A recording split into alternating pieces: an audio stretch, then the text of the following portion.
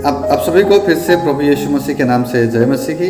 आइए हम लोग आज के इस इतवार के समय जो प्रभु के सानिध्य में बैठे हैं, प्रभु के वचन से मनन करेंगे। और मैं आप लोगों का ध्यान प्रभु का वचन में, पवित्र बाइबल में, यिर्मयाह भविष्यवक्ता के रचित पुस्तक में उनका 29 चैप्टर और 11 वर्स को पढ़ना चाहूँगा। आप लोग अपने अपने बाइबल में यिर्मयाह 29 अध्याय उसका 11 वचन को निकालिए और उससे हम लोग पढ़ के मनन करेंगे। पेज नंबर है 924। आप सभी के लिए मैं बता दूं, पेज नंबर 924 है। और इसमें वर्स 11 में इस प्रकार कहते हैं, मैं आपके लिए पढ़ रहा हूं। क्योंकि यहोवा की ये वाणी है कि जो कल्पनाएं मैं तुम्हारे विषय करता हूं उन्हें मैं जानता हूं, वे हानि की नहीं वरन कुशल की हैं, और अंत में तुम्हारी आशा पूरी करूंगा। Praise the Lord. आज का मेरा मैसेज का जो टाइटल है, गॉड्स प्लान फॉर मी, प्रभु का योजना मेरे जीवन में। यह में यही कहते हैं, यिर्मयाह को परमेश्वर का वचन आता है और वो इसमें कहते हैं कि क्योंकि यहोवा की वाणी है, यहोवा की ये वाणी है। किसकी वाणी है? यहोवा की वाणी है। और वो वाणी क्या बोलता है कि जो कल्पनाएं मैं तुम्हारे विषय करता हूं उन्हें मैं जानता हूं। मैं तुम्हारे विषय में कुछ कल्पनाएं किया है और मैं उसको जानता हूं। कल्पनाएं बोलने से इसको अगर अच्छा शब्द हम यहाँ पर इस्तेमाल करें तो वो योजना होता है। यहाँ पर मैं तुम्हारे जीवन में कुछ योजनाएं रखा है। इंग्लिश में कहता है कि I have some plans for you. प्रभु का कुछ योजना है हमारे और आपके जीवन में, और वही योजना के बारे में प्रभु बताता है कि वो जानता है वो योजना क्या है, और वो योजना हानि के लिए नहीं है, वो योजना लाभ के लिए है, वो योजना कुशल के लिए है।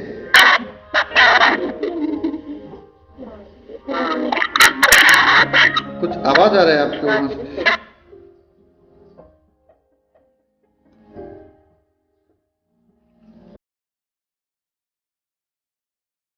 ओके, यहां में हमने पढ़ा, क्योंकि यहोवा की यह वाणी है कि जो कल्पनाएं मैं तुम्हारे विषय करता हूं उन्हें मैं जानता हूं। पहला पॉइंट प्रभु कहते हैं कि मैं कुछ प्लान किया है आपके लिए, कुछ प्लान है मेरे पास, और वो प्लान मैं जानता हूं। यहाँ पे कहता है कि गॉड नोस, प्रभु जानता है वो योजना को। और अगर प्रभु योजना को जानता है, हमारे जीवन में जो योजना है उसको जानता है, तो प्रभु आपको और मुझे भी जानता है, हमें भी प्रभु जानता है। इसीलिए वो कहता है कि हमारी योजनाओं को भी वो जानता है, हमारे जीवन में जो योजना है वो भी जानता है। प्रभु का वचन ये भी कहता है कि वो हर एक विषय को देखता है, वो जानता है। हमें करीब हमारा मां के कोख में आने से पहले से हमको जानता है। हमारा परमेश्वर वही है जो भजन संहिता 139 में यूं कहता है। भजन संहिता 139 वर्स नंबर 1 to 4 हम लोग एक बार पढ़ेंगे।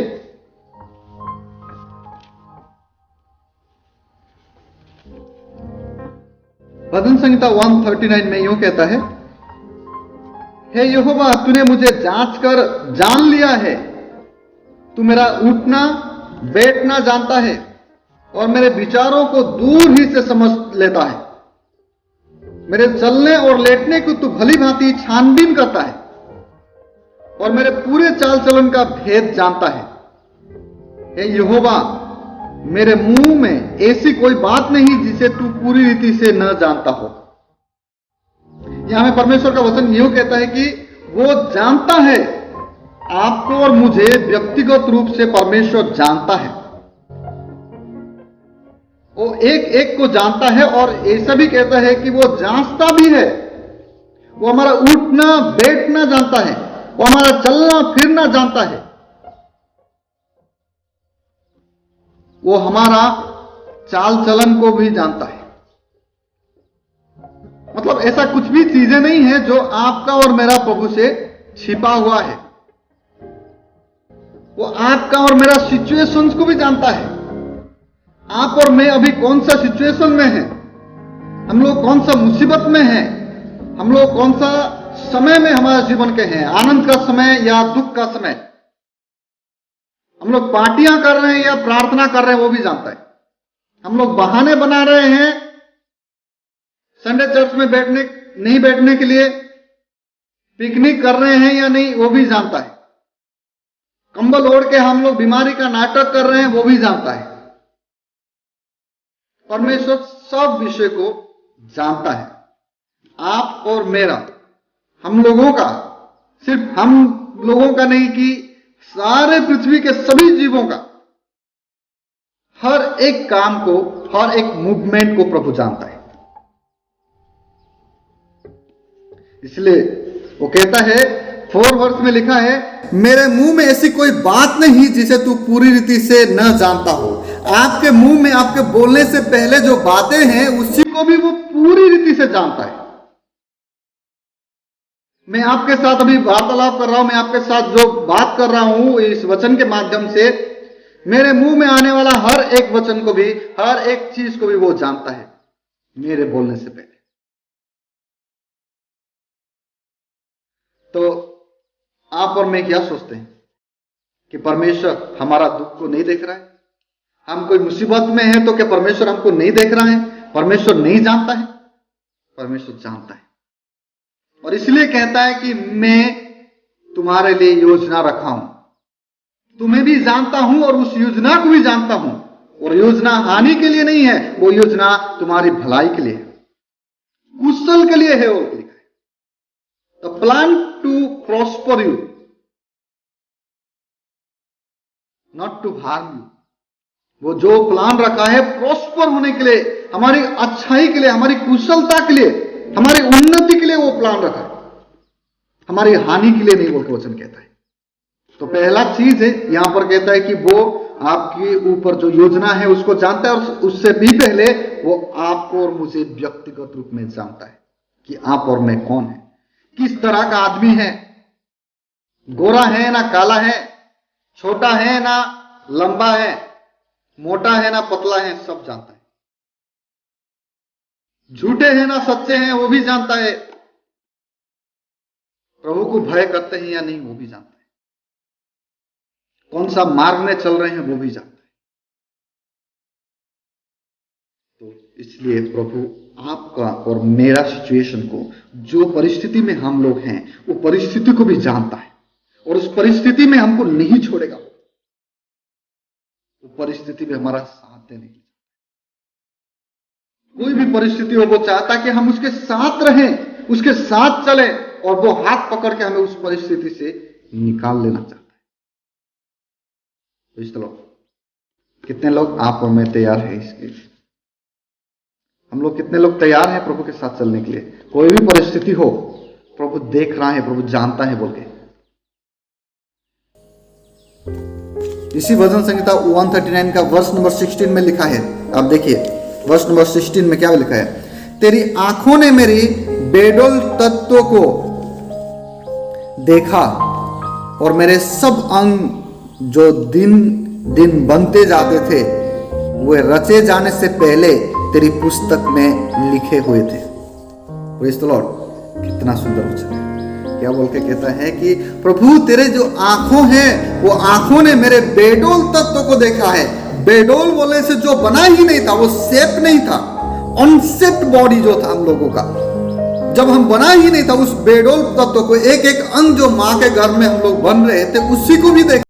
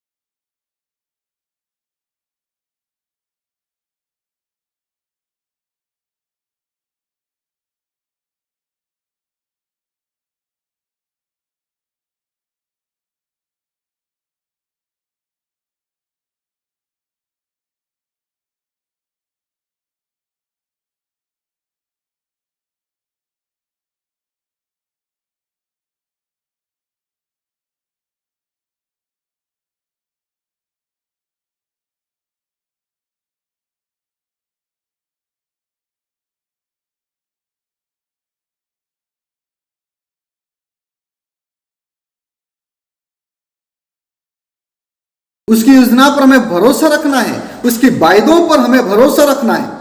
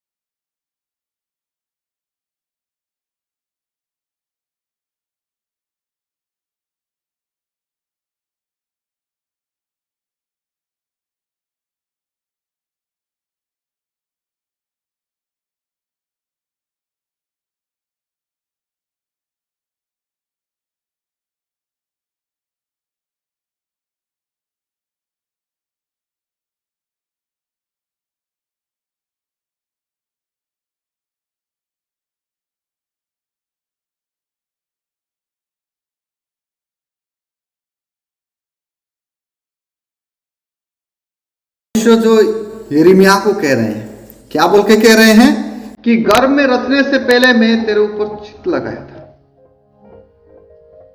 तेरे उत्पन्न होने से पहले से मैंने तुझे अभिषेक किया था और मैंने तय किया था कि तू जातियों का भविष्य वक्ता हो। परमेश्वर एक योजना रखा था कि वो प्रोफेसी करेगा, यिर्मयाह प्रोफेसी करेगा, प्रोफेटिकल काम करेगा बोल के प्रभु पहले से योजना रखा था। आज कितना लोग प्रोफेसी करना चाहते हैं? बहुत सारे लोग, क्योंकि आजकल प्रोफेसी और हीलिंग मिनिस्ट्री में ही ज्यादा पैसा है, ज्यादा रेस्पेक्ट है, लोग मानते हैं। आजकल पास्टर्स को इतना नहीं पूछते हैं जितना प्रोफेट और हीलर्स को जो पूछते हैं, जैसे कि हीलिंग मिनिस्ट्री को। लेकिन ये भी परमेश्वर का काम, वो भी परमेश्वर का काम है। तो अगर कोई हीलिंग कर रहा है बोलने से नहीं, सचमुच वो कृपा वरदान पाया वाला परमेश्वर का दास है, वो बहुत ही परमेश्वर का क्लोज है। और जो अगर प्रीचिंग करता है वो उतना क्लोज नहीं है बोल के हम लोग गैस कर लेते कभी कभी। जो प्रोफेसी करना आज बहुत सारे लोग चाहते हैं, और नहीं आने से भी, सचमुच नहीं होने से भी कुछ तो प्रोफेसी मार देते हैं कि ये बस मुझे प्रभु ऐसा बोल बताया है, जैसे कि रेडियो एक्टिव कनेक्शन है परमेश्वर के साथ उनका। नहीं, अगले साल इसी दिन में तुम्हारा बेटा ही होगा, जैसे अब्राहम को प्रॉमिस नहीं किया था उसी को लेके, इससे दिन में अगले साल तुम्हारा बेटा ही होगा। लेकिन बेटा होगा या बेटी होगा वो परमेश्वर तो आपको रिवील करना नहीं चाहते। क्या है, आप बेटा बेटा बोल के कह देगा, तो अगर आपको बेटी चाहिए तो बेटा को आप मार भी देगा। आजकल तो बहुत सारा चीज हो रहा है, ऑपरेशन कर देगा, क्या कर देगा। उसमें हम लोग नहीं फंसेंगे, उस डिस्कशन में नहीं जाएंगे, बहुत बड़ा टॉपिक है इस चीज को। तो और ये भी कहते हैं कि प्रोफेसी नहीं हो रहा है या प्रोफेसी गलत है। प्रोफेसी भी हो रहा है, प्रोफेसी की जरूरत भी है, और प्रभु के दास अच्छे तरह से जो कि सच्चाई में चलते हुए प्रभु का वचन को प्रोफेसी कर रहे हैं, एक मिनिस्ट्री है वो भी चलता है। लेकिन इसके चलते आप और मैं किसी भी मिनिस्ट्री को जज ना करें कि ये कम है ये ज्यादा है।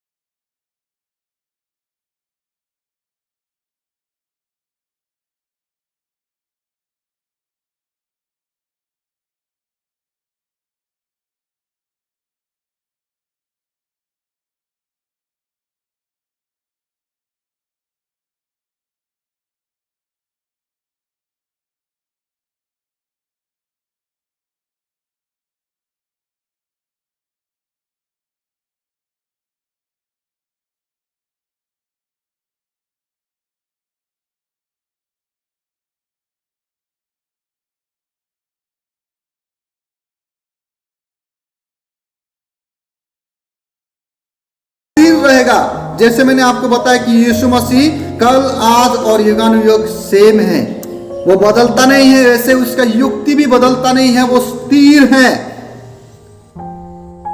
तो आपको और मुझे घबराने की जरूरत नहीं है कि अगर आपने परमेश्वर ने आपके जीवन में जो योजना किया है वो योजना बदल देगा बोल के। चाहे हम मनुष्य बदल सकते हैं अपनी योजना, हमारे बच्चों के लिए कोई योजना रखते हैं वो हम बदल देते हैं। कभी हमको लगता है कि नहीं मेरा बेटा क्या करेगा, एमबीबीएस पढ़ेगा, तो हम उसी तैयारी में लगते हैं, लेकिन बाद में हम माइंड चेंज कर लेते हैं कभी कभी, नहीं नहीं इंजीनियरिंग एमबीबीएस में बहुत खर्चा है, इतना नहीं हो पाएगा, उसको दूसरा कुछ बीएड करा देगा या फिर यूपीएससी के लिए भेज देगा। अलग अलग हम लोग अपना प्लान चेंज कर सकते हैं अपने बच्चों के लिए, लेकिन परमेश्वर चेंज नहीं करता है। हम लोग अपनी क्षमता के आधार पर हम लोग चेंज करते रहते हैं अपना प्लान, अपना योजना, लेकिन प्रभु का क्षमता हमारे क्षमता का जैसा नहीं है। God's ability is more than our imagination, हमारा सोच से परे है उसका क्षमता।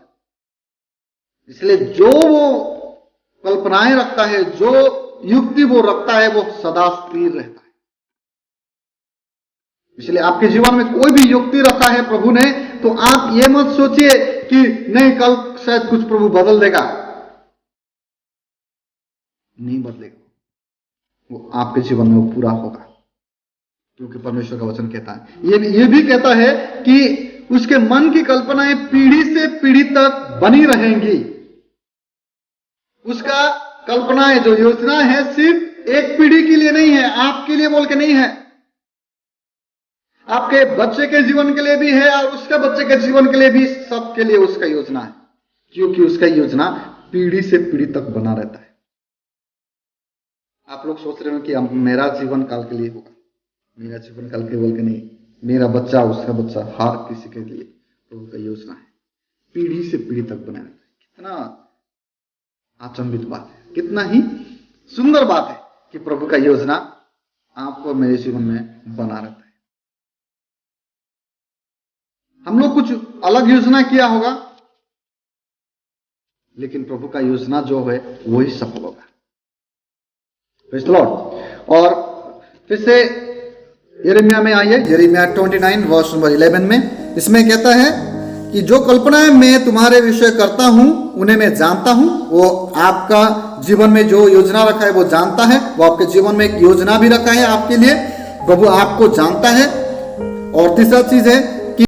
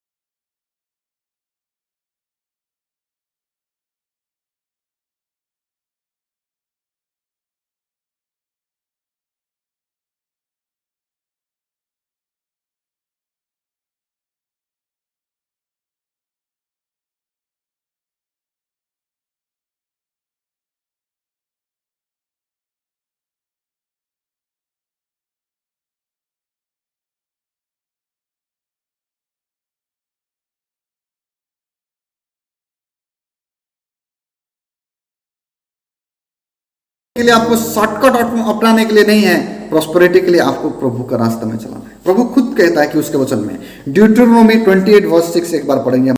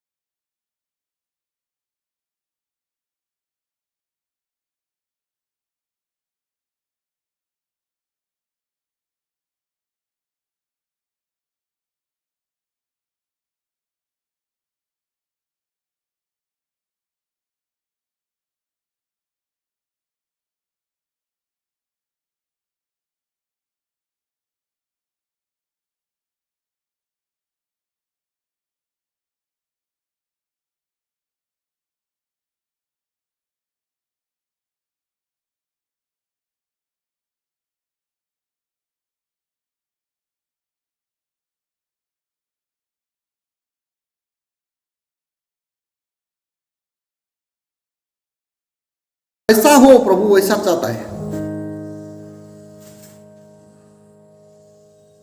ईंट को जब आग के भट्टी में डालते हैं, जलाते हैं, अब तो देखा होगा ना, उसके बाद जो कच्चा ईंट होता है वो मजबूत होके एकदम लाल हो जाता है,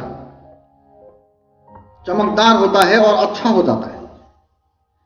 जो कच्चा ईंट को आप हाथ से ऐसे तोड़ सकते हैं, वो ईंट अगर पक जाने के बाद, आग में जाने के बाद उसको हाथ से नहीं तोड़ सकते, क्योंकि वो मजबूत हो गया है। तो वैसे समय में, ऐसे समय में आप जो अपने जीवन में जो दुख भोग कर रहे हैं, जो समस्याएं आ रहा है, उसके पीछे का प्रभु का वजह को, उसका मकसद को, उसका योजना को समझने की कोशिश करें। इसी के दौरान चलने के बाद प्रभु आपको एक अच्छा भविष्य रखा है।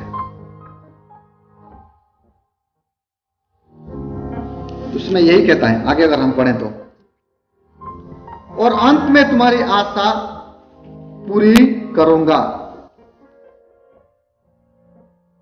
यहां में जो तुम्हारी आशा पूरी करूंगा बोल के लिखा है, इंग्लिश में अगर आप देखेंगे प्लान टू गिव फ्यूचर बोल के लिखा है।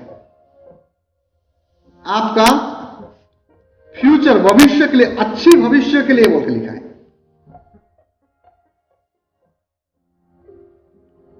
इसका मतलब यह है कि परमेश्वर आपका फ्यूचर प्लान भी करता है। परमेश्वर आपका और मेरा फ्यूचर प्लान भी करता है, और उसकी प्लान फेल नहीं होता है। लेकिन उसके लिए हमें क्या करने की जरूरत है? उसकी प्लान में, उसकी योजना में भरोसा रखने की जरूरत है। देखिए, हम लोग आजकल सब कोई मिराकिल तो अपने जीवन में सब देखना चाहते हैं, लेकिन किसी के जीवन में हम मिराकिल बने ये नहीं चाहते। आशीष तो हम सब लोग पाना चाहते हैं, लेकिन किसी के लिए हम आशीष बने वो नहीं चाहते।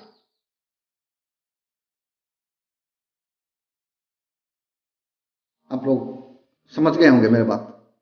हम लोग, सब लोग चाहते हैं कि मेरे जीवन में मिराकिल हो, मेरा पैर दर्द हो रहा है, प्रार्थना कर दे, पास्टर एकदम हाथ रख दे तो एकदम चंगा हो जाए, मैं अच्छा हो जाऊं, या फिर मुझे आज 10,000 रुपए की जरूरत है, मेरे पास नहीं है, समस्या है, और को भी कहीं से मुझे मिल जाए, कोई मुझे आके सहायता कर दे, मैं आशीषित हो जाऊं। ये तो हम लोग सब चाहते हैं।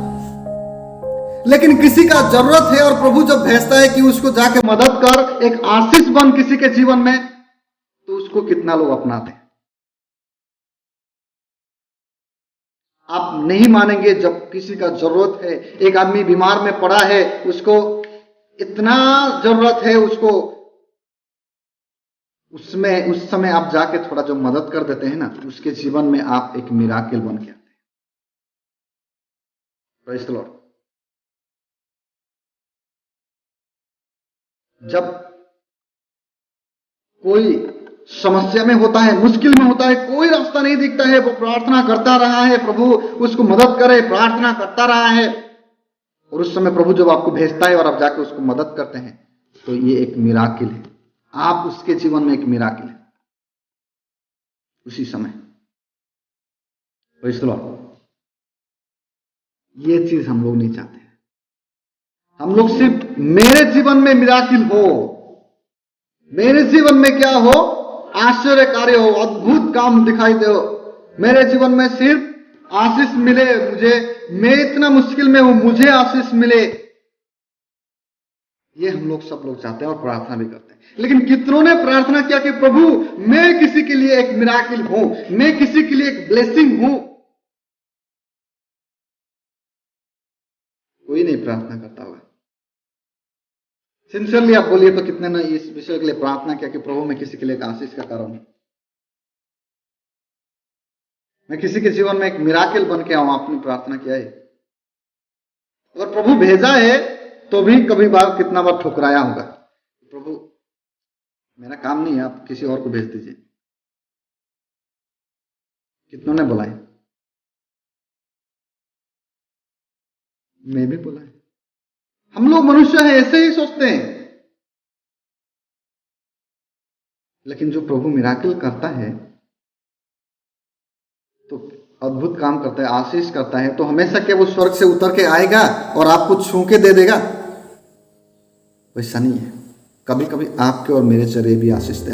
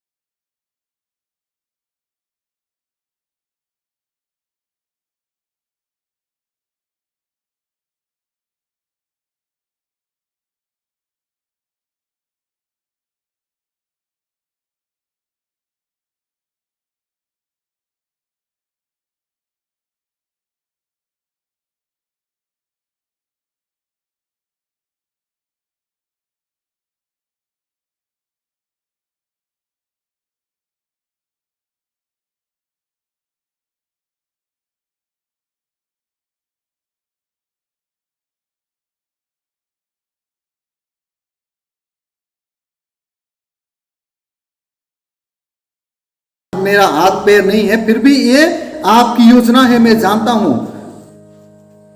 और मैं इसके लिए प्रार्थना नहीं करता हूं कि मेरा हाथ आ जाए या पैर आ जाए, मैं इसके लिए प्रार्थना करता हूं कि प्रभु मैं किसी के लिए मिराकिल बनूं। ये विश्वास लेवल पर आप देखिए। और आज सोचे कि आज हमारा सिचुएशन क्या है, कैसे सिचुएशन है। शायद हो सकता है आपको सर्दी होगा, जुकाम होगा, बीमार होगा, पेट दर्द होगा, हाथ दर्द होगा, या और भी कुछ चीजें होगा, किडनी का प्रॉब्लम होगा, हार्ट का प्रॉब्लम होगा, डायबिटीज होगा। ये सभी प्रॉब्लम है और ये सभी बहुत सारे लोगों के जीवन में है और होता ही है, और उससे लोग छुटकारा भी पाते हैं। मेडिसिन खाने से भी आप छुटकारा हो जाएंगे, लेकिन आपका दोनों पैर ही नहीं है, आप कौन सा मेडिसिन खाने से आपका पैर निकल जाएगा? बोलिए, है क्या कोई मेडिसिन है आपके लिए कि आपका पैर नहीं है, आप कौन एक मेडिसिन खा देंगे तो आपका दोनों पैर निकल जाएगा रातों रात? नहीं है। आपको डायबिटीज से, आप दवाई खाने से आप ठीक हो सकते हैं,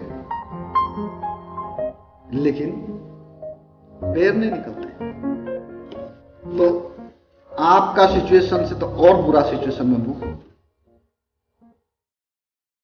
इसीलिए प्रभु का वचन कहा, मैंने आपको बताया था कि यहां में लिखा है कि जो कल्पनाएं तुम्हारे विषय करता हूं उन्हें मैं जानता हूं।